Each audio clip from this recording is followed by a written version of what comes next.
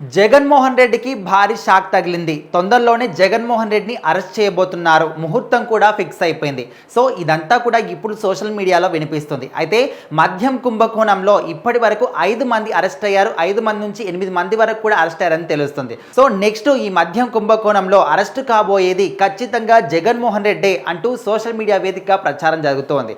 కానీ అంత సాహసం ఇప్పుడు చంద్రబాబు నాయుడు చేస్తాడా చేయడా? ఒకవేళ అరెస్ట్ చేస్తే మళ్ళీ సింపతి అంతా కూడా జగన్మోహన్ రెడ్డికి వెళ్ళిపోతుంది. నెక్స్ట్ ఎలక్షన్స్లో కూటమి ఓడిపోతుంది, జగన్మోహన్ రెడ్డి మళ్ళీ గెలుస్తాడా?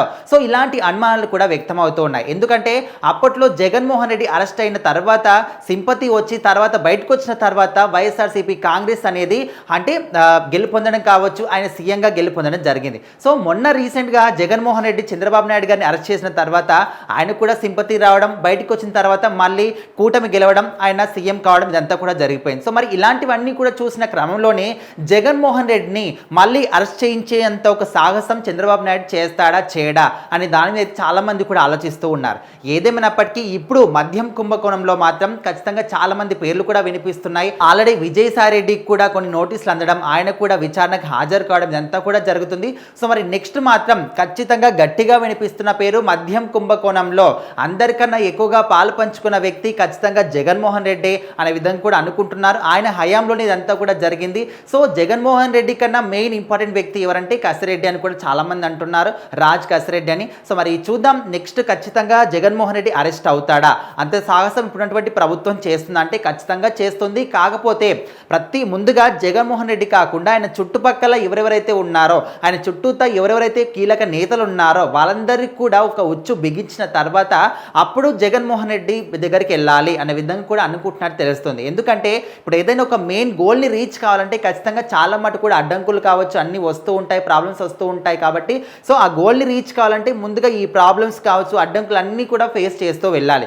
సో అదేవిధంగా ఒకేసారి ఆ గోల్ని రీచ్ అవ్వలేం. కాబట్టి సో ఇప్పుడు ఒకటేసారి జగన్మోహన్ రెడ్డిని అరెస్ట్ చేయకుండా ముందు తన వెనకాల తన చుట్టూతా ఏవైతే అక్కడ అడ్డంకులు ఉన్నాయో వాటన్నిటిని కూడా తొలగించుకుంటూ వచ్చి ఆ తర్వాత మెయిన్ పాయింట్ ఎవరు జగన్మోహన్ రెడ్డి పట్టుకుందాం అనే విధంగా కూడా ప్రభుత్వం ఆలోచిస్తూ ఉంది. అయితే ఇప్పుడైతే జగన్మోహన్ రెడ్డిని ఎప్పుడు అరెస్ట్ చేయాలంటే ఒక ముహూర్తం కూడా ఫిక్స్ చేసినట్టు కొన్ని వార్తలు అయితే బయటకు వస్తున్నాయి. ఇప్పుడు మహానాడు కార్యక్రమం 27కి జరగబోతుంది. సో 27, 28, 29 ఈ 3 days అయితే మహానాడు కార్యక్రమాలు ఉంటాయి. సో అప్పటి వరకు మహానాడు కార్యక్రమం కన్నా ముందే జగన్మోహన్ రెడ్డి ఖచ్చితంగా అరెస్ట్ చేస్తాము కుంభకోణంలో, మద్యం కుంభకోణంలో అని అంటున్నారు. చూద్దాం మరి ఒకవేళ వీళ్ళు అనుకున్న ప్రకారమే జగన్మోహన్ రెడ్డి అరెస్ట్ చేస్తారా, లేకపోతే ఫస్ట్ ముందుగా ఎవరెవరైతే చుట్టుపక్కల ఉన్నారో వాళ్ళందరినీ కూడా తనకు అండగా ఉన్నటువంటి వాళ్ళందరినీ మీద కూడా యాక్షన్ తీసుకున్న తర్వాత జగన్మోహన్ రెడ్డిని అరెస్ట్ చేస్తారా, లేకపోతే ఒకవేళ ఇలాంటి అరెస్ట్ చేయడం వల్ల మళ్ళీ సింపతి వచ్చి ఆయన ప్రభుత్వం వచ్చే అవకాశం కనిపిస్తుందా అంటే మరి అరెస్ట్ చేయకుండా ఇంకేం యాక్షన్ తీసుకుంటారు అని దాని మీద అయితే రాష్ట్ర ప్రజలందరూ కూడా చాలా ఇంట్రెస్టింగ్గా వెయిట్ చేస్తున్నారు. ఏదేమైనప్పటికీ జగన్మోహన్ రెడ్డి మాత్రం ఆయన చేసిన తప్పులు అన్నీ ఇన్ని కాదు, కొన్ని వందల తప్పులు ఉన్నాయి. సో వాటన్నిటికీ ఖచ్చితంగా ఆయనకు శిక్ష పడడమే ఖాయం. ఖచ్చితంగా అరెస్ట్ చేయాలని కూడా ప్రజలు కూడా కోరుకుంటున్నారు. చూద్దాం మరి ఈ కేసులో అరెస్ట్ విషయంలో ఏం జరుగుతుంది ఏంటి అని.